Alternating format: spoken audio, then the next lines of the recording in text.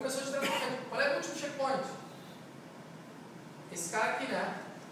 Aqui eu estou criando em memória duas listas. A lista undo e a lista redo. Qual é a diferença das duas? A redo é executar de novo, armazenar. E a lista de undo eu tenho que desfazer. Certo? Porque é o seguinte, ó, no arquivo que eu estou rodando aqui, eu volto até o último checkpoint. Quais eram as transações ativas? T1 e T3, né? Não interessa para cima. Aí eu procuro T1, onde é que ela começa? Lá no início do arquivo, ó, T1 estava aqui. Foi dado commit na T1? Foi, né? Foi dado commit? Então eu tenho que alterar T1. O que eu mandava fazer em T1?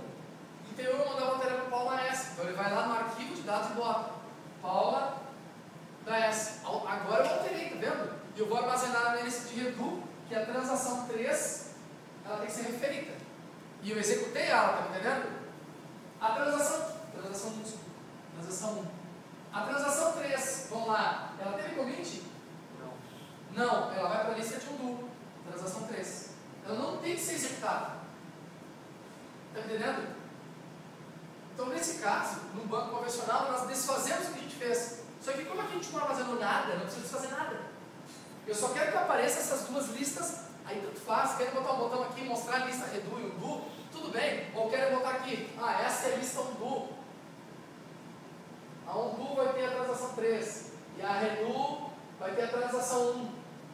Hipoteticamente, o sistema vai carregar lá uma Ana, 2, a Paula da S e a 3, a Xuxa. E aí começa tudo de novo. A minha sugestão, inclusive, é vocês fazerem o seguinte, ó, para não complicar, criar no arquivo de log uma marcação que vocês abriram a aplicação de novo.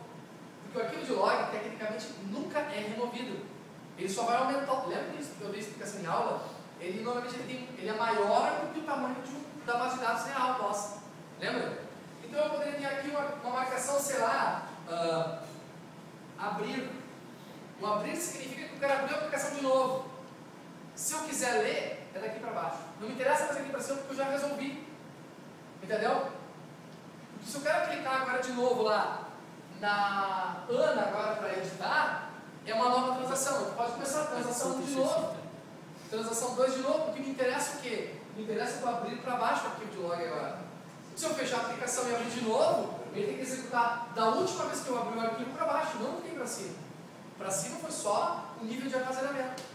Pessoal, entenderam? Como é que funciona o arquivo de log agora? Trata como eu gostaria do arquivo de log. A aplicação de vocês pode ser completamente diferente. Só que a minha sugestão de fazer interfaces, ela é coerente para vocês entenderem como o arquivo de log vai ter que ser composto. Como é que eu vou dar start transaction se eu der commit, se eu der rollback? Porque eu vou conseguir enxergar essa informação separadamente. Entenderam a lógica?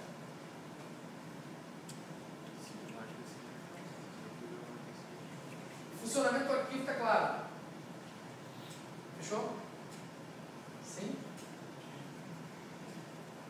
Vamos mais com essa explicaçãozinha então.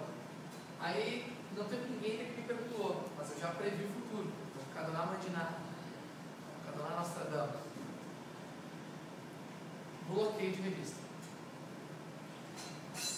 O bloqueio de registro, eu vou dizer bem para vocês, ele é muito mais simples de implementar do que arquivo de log. Se vocês olharem assim, ó, a estrutura bem definida, ele é muito simples de ser implementado.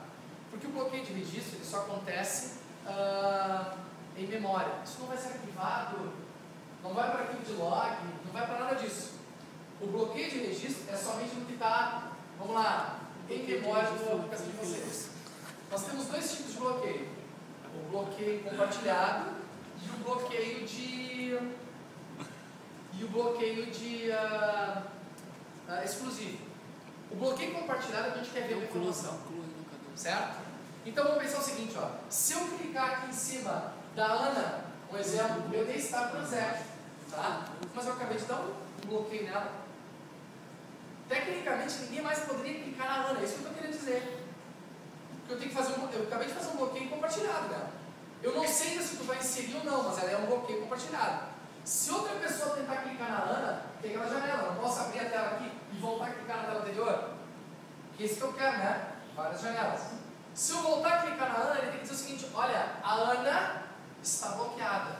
Só que eu não. O que eu quero? Eu quero que vocês criem uma pendência dessa abertura de janela de novo.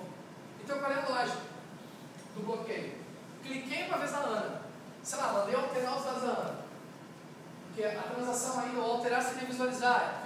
Eu não queria botar um botão visualizar, mas se quiser botar um botão visualizar, pode botar também. Aí o visualizado só está enxergando, não pode nem alterar, só pode fechar a janela. Entenderam? Entenderam? Vamos lá, pode botar aqui, então, além disso aqui, eu tenho visualizar. Vamos lá. Visualizar. Se eu clicar aqui no botão visualizar, porque lá, sei lá, ok, visualizar, eu vou abrir a janela da Paula. Paula, é que aqui eu botei no lugar errado. Certo? Pressionei o botão visualizar. Visualizar. Eu botei a Ana. Código da 1. E aqui eu só botei o botão fechar. Que tecnicamente, gente, vamos H aqui, tá? Tecnicamente não cria transação nenhuma. Vocês estão entendendo? Não cria transação nenhuma. Só que se eu clicar de novo na Ana, tanto para editar ou tanto para visualizar, ele tem que permitir que eu clique lá. E tem que inclusive abrir uma janela nova. Eu cliquei em visualizar, eu bloqueei ela. Vou botar aqui uma, sei lá, botei uma coisa idiota, botei uma chavezinha. Chaveei ela. Certo? Chaveei a Ana. Se eu clicar de novo no botão, sei lá, alterar os dados dela, quando eu clicar em alterar, vai abrir a tela de edição, aquela nova, que tem lá salvar, vai ter lá os dados da commit, e vai ter os dados lá do rollback. Aqui vai ter o código, aqui vai ter o nome, e tecnicamente não tem nada dentro dela. Eu não posso editar nada ainda, nem ver as informações dela, porque sei lá se alguém não tinha bloqueado para edição. Então, ao invés de mostrar a Ana, eu ia mostrar a Ana da Silva, por exemplo. Marihuana. Tá me entendendo? Maria Joana. Entenderam? Ah, professor, e se eu não quiser mostrar nada aí, só mostrar uma mensagem, você está bloqueado, fica aparecendo a critério de vocês. Estou aguardando a liberação. Somente quando eu clicar no botão fechar, essa janela deixa de existir. Então, eu vou imaginar o seguinte: os desbloqueios só acontecem quando a gente fecha a janela. E não quando a gente dá commit. Está me entendendo? Está me entendendo? Isso é quando eu termino minha transação. Está claro isso? Está claro? Fechei, liberei a Ana. Essa janela aí sim aparece de cara aqui os dados da. Sei lá, se eu editei ou alterei os dados da Ana para o cara alterar. Então a minha sugestão, no caso de bloqueio, é vocês criar para cada um dos registros. Fica fazendo, por exemplo, um vetor em tela, faça um vetor de bloqueio. Faça um vetor lá dizendo, ou um outro arquivo, sei lá, olha, o registro 1, ele está bloqueado pelo. E aqui pode criar transação, né? Transação 1, transação 2, ou criar um identificador para cada estar bloqueado por fulano de tal. Quando eu desbloqueio, tu é o próximo. Tu é o próximo a ser atendido. E eu estava comentando com os guris. O maior problema é se 2 pessoas clicarem, vamos lá, 3 pessoas clicarem na Ana ao mesmo tempo. O primeiro visualiza as informações, o segundo aguarda e o terceiro aguarda. Quando o primeiro fechar a tela, o que acontece? Tecnicamente, o segundo deve receber informação. E não o terceiro. Porque eu desbloqueei pela ordem de chegada filas. Lembra as filas? First. Primeiro a chegar, o primeiro a sair, lembra? FIFO, LIFO, esquema todo lá. FIFO, LIFO, as coisas de estrutura de dados, por exemplo, quem eu vou usar na minha vida, então, para executar um trabalhinho de banco de dados. Entenderam? Dúvida?